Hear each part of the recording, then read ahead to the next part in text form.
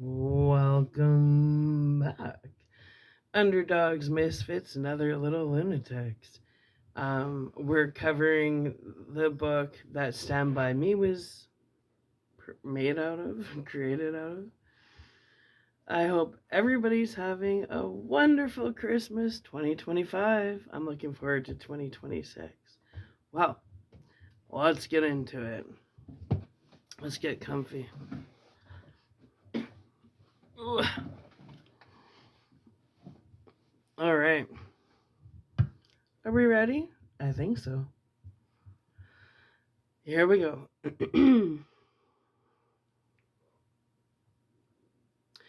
We got to the dump around 1:30, and Vern led the way down the embankment with a paratroops over the side. We went to the bottom in big jumps and leaped over the brackish trickle of water oozing listlessly out of the culvert which poked out of the cinders. Beyond this small boggy area was the sandy, trash littered verge of the dump. There was a 6-foot security fence surrounding it. Every 20 feet, weather faded signs were posted. They said, Castle Rock Dump, hours 4 to 8 p.m. Closed Mondays, trespassing strictly forbidden. Well, we climbed to the top of the fence, swung over, and jumped down. Teddy and Vern led the way towards the well, which you you tapped with an old-fashioned pump, the kind from which you had to call the water with elbow grease. There was a Crisco can filled with water next to the pump handle, and the great sin was to forget to leave it filled for the next guy to come along. The iron handle stuck off at an angle, looking a one-winged bird that was trying to fly. It had once been green, but almost all of the paint had been rubbed off by the thousands of hands that had worked that handle since 1940. The dump is one of my strongest memories of Castle Rock. It always reminds me of the surrealist painters when I think of it, those fellows who are always painting in pictures of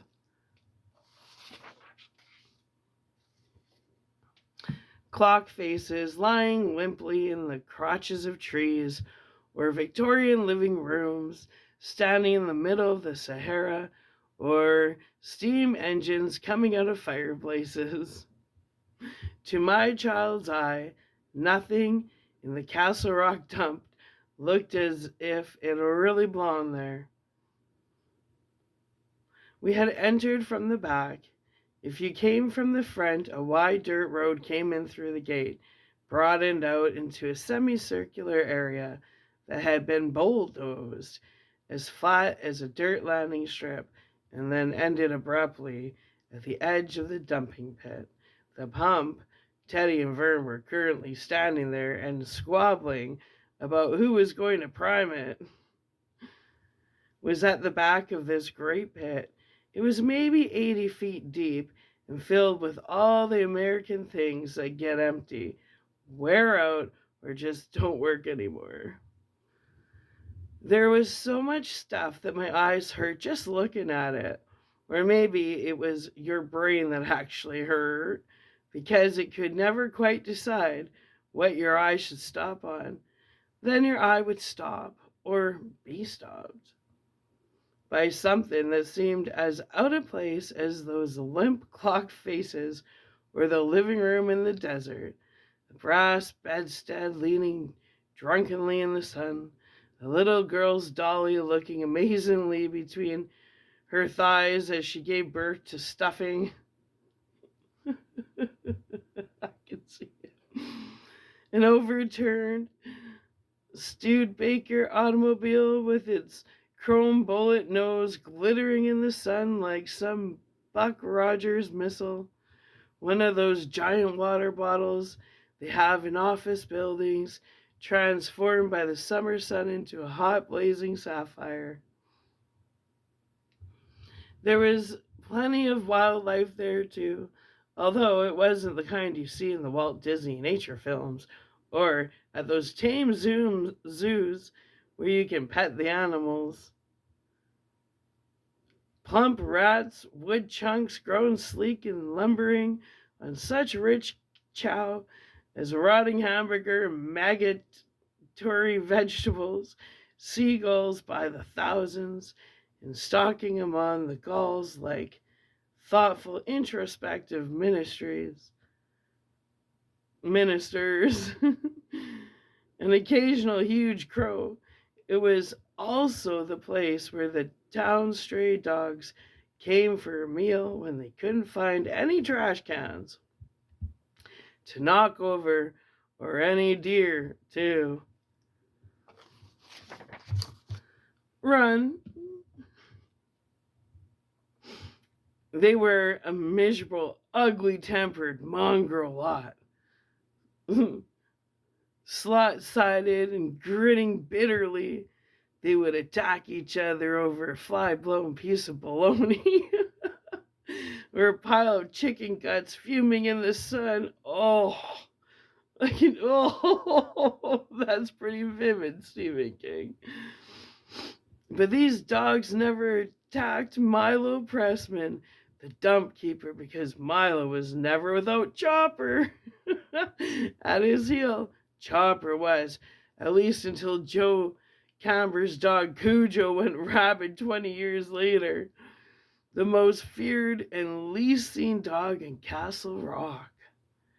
He was the meanest dog for 40 miles around, or so we heard, and ugly enough to stop a striking clog. The kids whispered legends about Chopper's meanness. Some said he was half German Shepherd, some said he was mostly boxer, and a kid from Castle View with the unfortunate name of Harry Horror claimed Harry Horror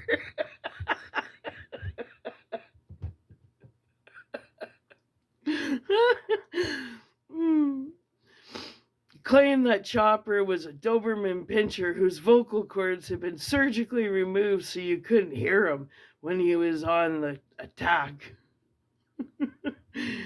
There were other kids who claimed Chopper was a maniacal Irish wolfhound, and Milo Pressman fed him a special mixture of Gaines meal and chicken blood. These same kids claim that Milo didn't dare take Chopper out of his shack unless the dog was hooded like a hunting falcon. The most common story was that Pressman had trained Chopper not just to sick, but to 6 specific parts of the human anatomy. Thus, an unfortunate kid who had illegally scaled the dump fence to pick up illicit treasures might hear Milo Pressman cry, "Chopper, sick hand!" And Chopper would grab that hand and hold on, ripping skin and tendons, powdering bones between his slavering jaws until Milo told him to quit. It was rumored that Chopper could take an ear, an eye, a foot, or a leg, and that a second offender who was surprised by Milo and the ever-loyal Chopper would hear the dread cry, "Chopper, sick balls!" And that kid would be a soprano for the rest of his life. Milo himself was more commonly seen and thus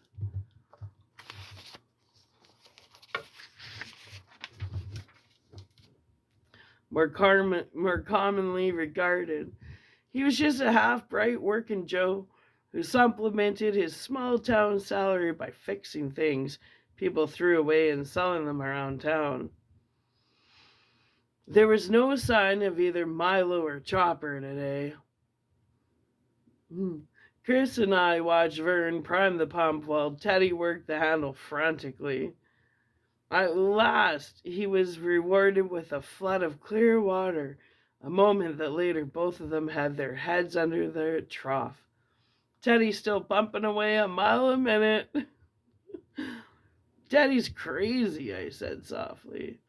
Oh, yeah, Chris said matter-of-factly. He won't live to be twice the age he is now, I bet. His dad's burning his ears like that. That's what did it.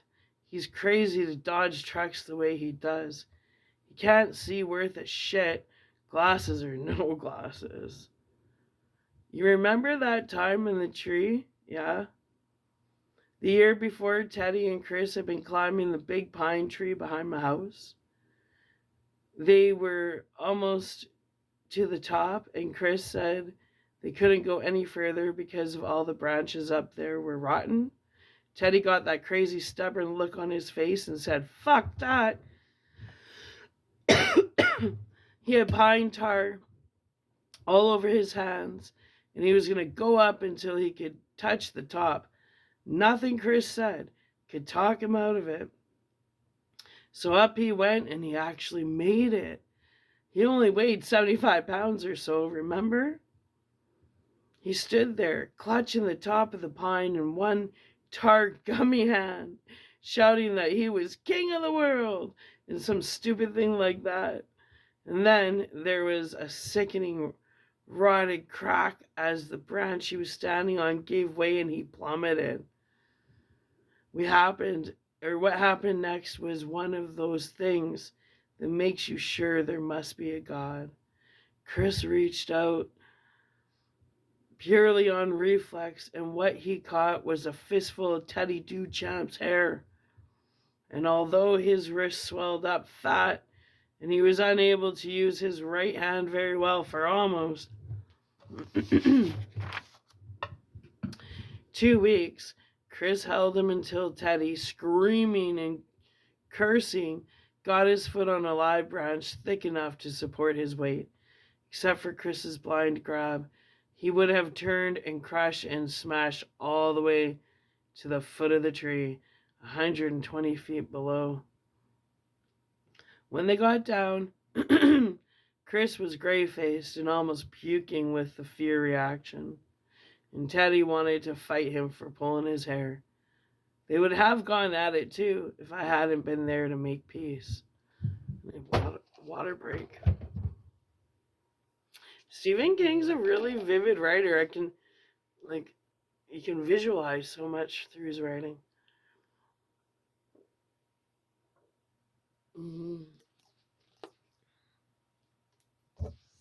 Okay.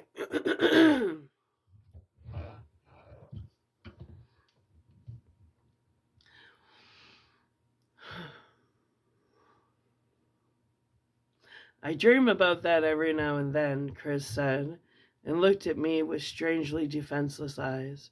Except in this dream I always miss him. I just get a couple of hairs, and Teddy screams, and down he goes. Weird, hey?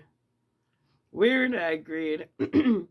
And for just one moment, we looked in each other's eyes and saw some of the true things that made us friends. Then we looked away again and watched Teddy and Vern throwing water at each other, screaming and laughing and calling each other pussies. Yeah, but you didn't miss him, I said. Chris Chambers never misses. Am I right? Not even when the ladies leave the seat down, he said. He winked at me, formed an O with his thumb and forefinger, and spat a neat white bullet through it. Eat me raw, Chambers, I said. Through a flavor straw, he said. We grinned at each other. Vern yelled, "Come on and get your water before it runs back down the pipe." "Racia," Chris said. "In this heat, you're off your ground." "Come on," he said, still grinning. "On my go." "Okay, go." We raced our sneakers, digging up the hard, sun-baked dirt our torsos leaning out ahead of our flying blue jean legs, our fists doubled. It was a dead heat, with both Vern on Chris's side and Teddy on mine, holding up their middle finger at the same moment. We collapsed laughing in the still, smoky order of the place, and Chris tossed Vern his canteen. When it was full, Chris and I went to the dump, and first Chris pumped for me, and then I pumped for him. The shocking cold water, sluicing, sluicing,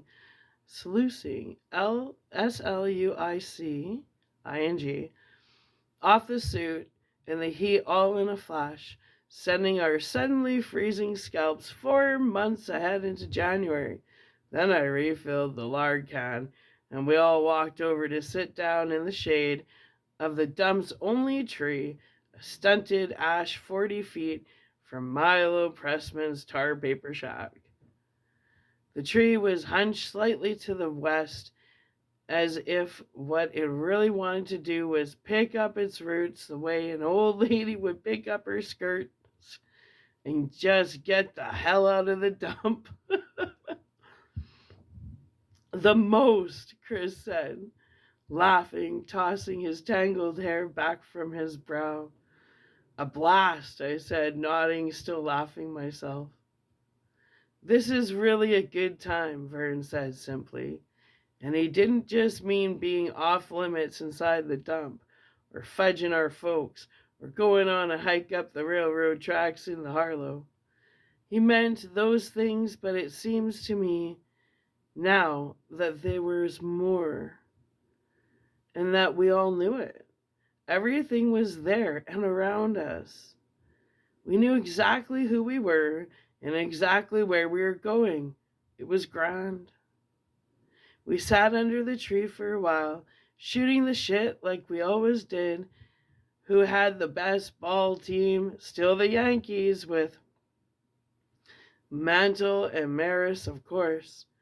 What was the best car? 55 Thunderbird. With Teddy holding out stubbornly for the 58 Corvette. Who was the toughest guy in Castle Rock who wasn't in our gang? We all agreed it was Jamie Gallant. Who gave Mrs. Ewing the finger and then sauntered her out of her class with her hands in her and sauntered out of her class with his hands in his pockets while he shouted at him? The best TV show?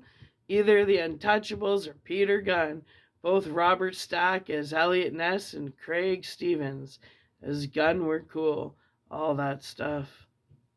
It was Teddy, her first notice that the shade of the ash tree was getting longer, and asked me what time it was. I looked at my watch and was surprised to see it was 2:15. Hey man, Vern said. Somebody's got to go for provisions. Dump opens at 4. I don't want to still be here when Milo and Chopper make the scene. Even Teddy agreed. He wasn't afraid of Milo, who had a pot belly and was at least 40, but every kid in Castle Rock squeezed his balls between his legs when Chopper's name was mentioned. Okay, I said, odd man goes. That's you, Gordy, Chris said, smiling, odd as a cod. So's your mother, I said, and gave them each a coin. Flip. 4 coins glittered up in the sun. 4 hands snatched them for the air. 4 flat smacks on 4 grimy wrists. We uncovered 2 heads and 2 tails. We flipped again, and this time all 4 of us had tails. Oh, Jesus, that's a goocher, Vern said, not telling us anything we didn't know.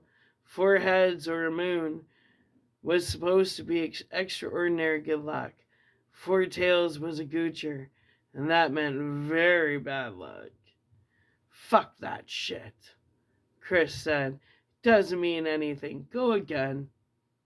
No, man, Vernon said earnestly. A goocher? That's really bad. You remember when Clint Bracken and those guys got wiped out on the Seorsis Hill in Durham? Billy told me they was flipping for beers and they came up a goocher just before they got into the car and bang! They all got fucking totaled. I don't like that, sincerely. Nobody believes that crap about moons and goochers. Teddy said impatiently. It's baby stuff, Vern. You gonna flip or not? Vern flipped, but with obvious reluctance. This time, he, Chris, and Teddy all had tails. I was showing Thomas Jefferson's on the nickel, and I was suddenly scared. It was as if a shadow had crossed some inner sun. They still had a goocher, the three of them, as if dumb fate had pointed at them a second time.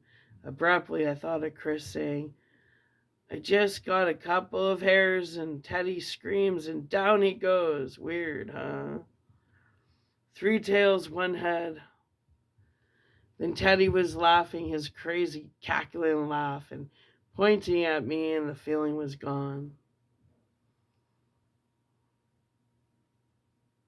I heard that only fairies laugh like that, I said, and gave him the finger. Ew, Gordy, Teddy laughed. Go get the provisions, you fucking morphodite. I wasn't really sorry to be going. I was rested up and didn't mind going down the road to the Florida market. Don't call me any of your mother's pet names, I said to Teddy. Ew, what a fucking wet you are, La Chance. Go on, Gordy, Chris said. Well, wait over by the tracks. You guys better not go without me, I said. Vernon laughed. Going without you be like going with Slits instead of Budweisers, Gordy. Shut up. They chanted together. I don't shut up, I grow up. And when I look at you, I throw up. Then your mother goes around the corner and licks it up, I said, and hauled ass out of there, giving them the finger over my shoulder as I went. I never had any friends later on like the ones I had when I was 12. Jesus, did you?